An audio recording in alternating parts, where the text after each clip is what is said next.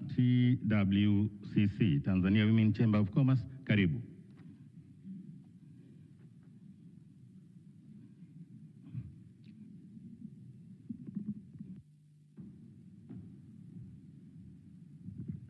Mheshimiwa Dr. Samia Suluhu Hassan, Rais wa Jamhuri ya Muungano wa Tanzania, viongozi wote wakuu mliopo hapa, wageni wote, naomba itifaki izingatiwe. Kazi na utu. Asanteni sana. Mheshimiwa Rais, kwanza kabisa napenda upokee salamu za dhati kutoka kwa wanawake wafanyabiashara Tanzania. Salamu hizi nimetumwa na wanawake ambao nawakilisha hapa kutoka Tanzania nzima Zanzibar. Na humu ndani nimeona pia uwakilishi wa chemba pacha yetu Zanzibar Women Chamber of Commerce pia wako humu, kwa sababu chemba yetu ni chemba kubwa ya kuwezesha wanawake kiuchumi, basi tuliwawezesha nao kuanzisha chemba yao upande wa Zanzibar. Kwa hiyo wapo pia hapa na mimi nawakilisha wanawake wote katika sekta zote. Mheshimiwa Rais, kwanza kabisa nipende kukushukuru kwa niaba ya wanawake wafanyabiashara Tanzania kwa uongozi wako wenye maono ya dhati kabisa. Mheshimiwa Rais, wanawake tunaendelea kufanya biashara, tumeendelea kuwekeza, tumeendelea kuzalisha ajira, tumeendelea kuchangia katika pato la taifa. Hata sasa Mheshimiwa Rais, wanawake tumeendelea kumiliki zaidi ya nusu ya biashara zote ndogo na zakati hapa nchini, zaidi ya 54%.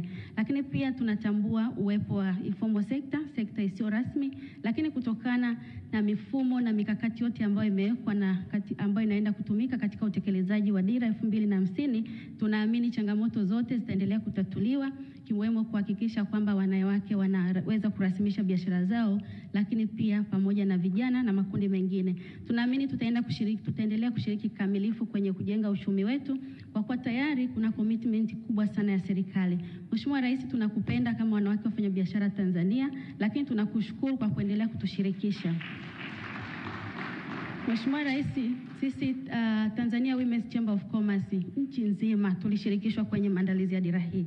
Serikali ilitushirikisha, ilituconsulti na tulitoa maoni yetu yote. Na tulipoweza kutoa maoni yetu, lakini hata nyenzo ambazo zinazinduliwa leo na ikiwemo mwongozo na mkakati wa ushirikishwaji wa sekta binafsi, Mheshimiwa Rais, na kuhakikishia tumeshiriki wanawake kikweli kweli. Kwa hiyo kwenye utekelezaji usiwe na shaka, tutashiriki vizuri, wanawake tutaendelea kushiriki katika uchumi wetu. Changamoto chache ambazo zipo kwenye kwenye maeneo ya upatikanaji wa mitaji ya biashara, bado wanawake hasa wa vijijini wanapata changamoto kwa sababu ya hali ya mazingira yao, lakini pia ujuzi wa kufanya biashara. Tunaamini mifumo itaenda kubadilika, utekelezaji wa Mkumbi 2 utawasaidia waweze kurasimisha zaidi biashara zao, na commitment ya serikali katika eneo hili la upatikanaji wa mitaji ni kubwa sana.